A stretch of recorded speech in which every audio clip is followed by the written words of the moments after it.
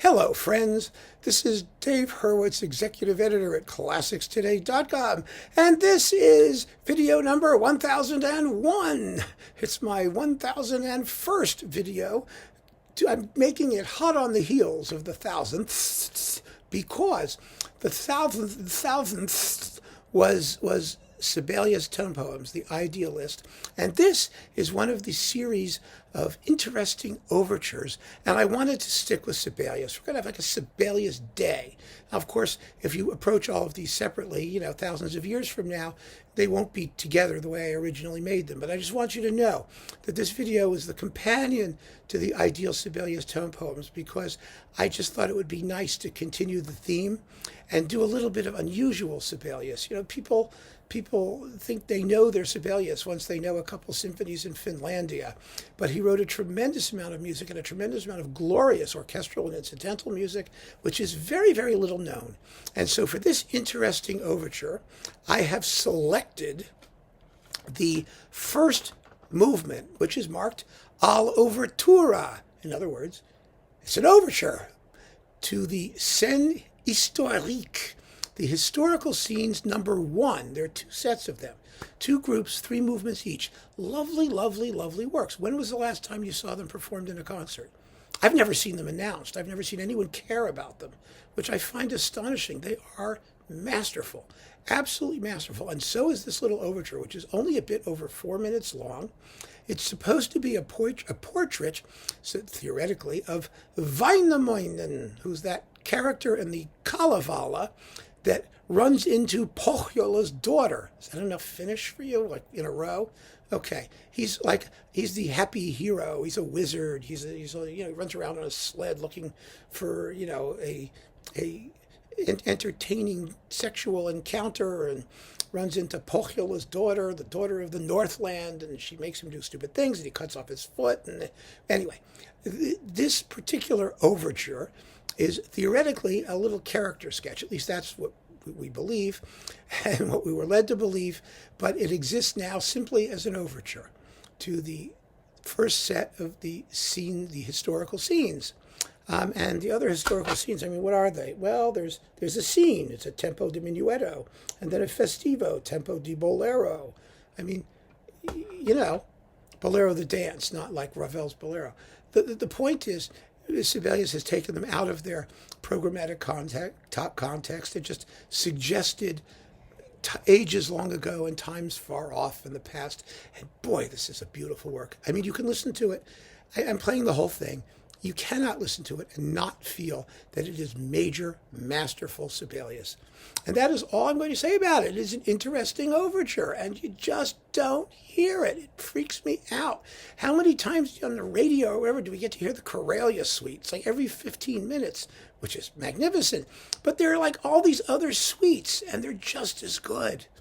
They really are. Play something else, for heaven's sake. So listen to this very interesting overture. This is the New Zealand Symphony Orchestra with Pietari Inkinen on Naxos. A very, very beautiful performance. It's a lovely disc, by the way. You get Scènes historiques 1 and 2, and the King Christian Suite, which is also gorgeous. Just gorgeous. Such fabulous music. Here you go.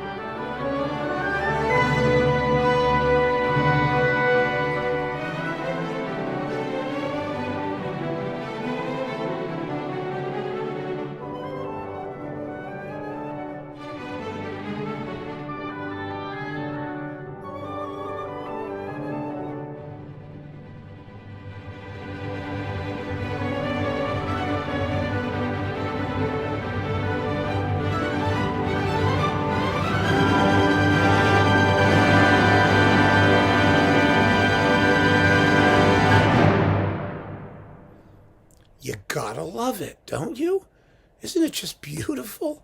It's just so evocative and so atmospheric and so completely Sibelian. There isn't anybody else who wrote anything that sounded like that. It's fantastic.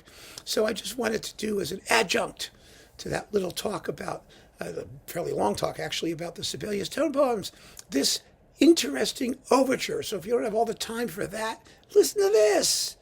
It's just as good. You don't know what you're missing, everybody out there. Now we're on video 1001. Come on in, the rest of the world. Listen to this stuff. It's just fabulous. Absolutely fabulous. And there is so much of it. So keep on listening, folks. Thanks so much for joining me. Take care.